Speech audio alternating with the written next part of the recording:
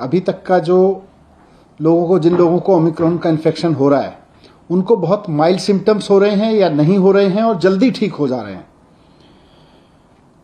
लेकिन फिर भी अगर लोगों को कोविड हो रहा है तो खतरा तो है, इसलिए इससे बच के रहना भी ज़रूरी है।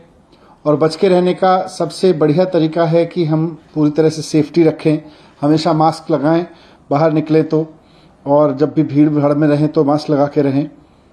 होम आइसोलेशन इसका सबसे बढ़िया सॉल्यूशन है कि अगर किसी को कोविड हो जाता है और कोई सिम्टम नहीं है तो सारे एक्सपर्ट्स का ये मानना है कि होम आइसोलेशन ही रहना चाहिए। हॉस्पिटल केवल तभी जाएं जब आपकी ऑक्सीजन लेवल लगातार डिप हो रही हो या आपको कोई परेशानी हो, तो आज भी एक्सपर्ट्स ने यही बात दोहराई। लेकिन बढ़ते हुए केसेस को देखते हुए सरकार भी इस बात को लेकर चिंतित है कि ये बहुत तेजी से ना फैले। इसको जितना नियंत्रित किया जा सके, क्योंकि इसकी कोई डायरेक्ट दवाई तो है नहीं, तो इसको जितना हम नियंत्रित कर सकें, इसके बढ़ने की स्पीड को जितना हम नियंत्रित कर सकें, उतना हम इसको ठीक से मैनेज कर सकते हैं। तो इसलिए आज डीडीएमए की बैठक में सरकार ने कुछ फैसले लिए। उसमें सबसे इम्पॉर्टेंट है कि दिल्ली में सैटरडे और संडे को यानी वीकेंड्स पर अब कर्फ्यू रहेगा। तो लोगों से अपील है कि कर्फ्यू के दौरान बाहर ना निकलें।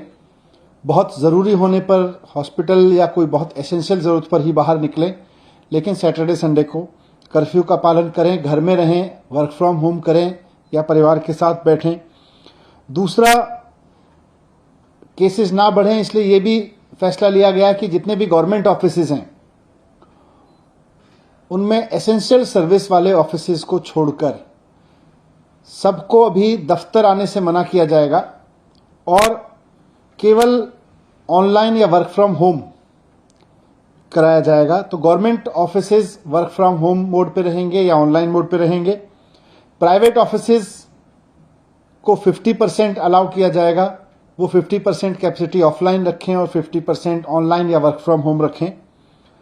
एक और समस्या अभी पिछले दिनों में आ रही थी कि जो हमारे बस स्टॉप्स हैं दिल्ली में, लोग क्योंकि किसी न किसी काम से बाहर निकल ही रहे हैं, तो जो बस अड्डे हैं, बस स्टॉप्स हैं, बस स्टैंड हैं छोटे छोटे, और जो मेट्रो के स्टेशंस हैं, वो सुपर स्प्रेडर बनने का खतरा आ रहा था, क्योंकि आधी संख्या कर दी गई थी मेट्रो में कैपेसिटी की और साथ साथ बसेस में भी कैपेसिटी की, वो आधी कर दी गई थी संख्या। और उसकी वजह से मेट्रो स्टेशंस पर बहुत लंबी लंबी लाइनें लग रही थी, बस स्टॉप्स पर बहुत लंबी लंबी लाइन लग रही थी, वहां भीड़ हो रही थी, कई जगह भीड़ अनियंत्रित भी हुई। और ऐसे में कोरोना ओमिक्रॉन जो है वो सुपर स्प्रेड हो सकता है वहां से। इसलिए इसको देखते हुए ये भी फैसला लिया गया कि बसें और मेट्रो पूरी कैपेसिटी पे चलेंगी, लेकिन एक भी व्यक्ति को बिना मास्क के अंदर अलाउ नहीं किया जाएगा। तो अगर आप बस में जा रहे हैं या मेट्रो में जा रहे हैं तो बिना मास्क के आपको किसी भी कीमत पर अलाउ नहीं किया जाएगा। ना सिर्फ चढ़ना बल्कि वहां यात्रा करना भी अलाउ नहीं होगा।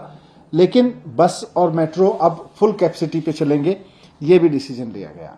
एक बार फिर से मैं कहूंगा कि घबराएं नहीं, घबराने की जरूरत नहीं है।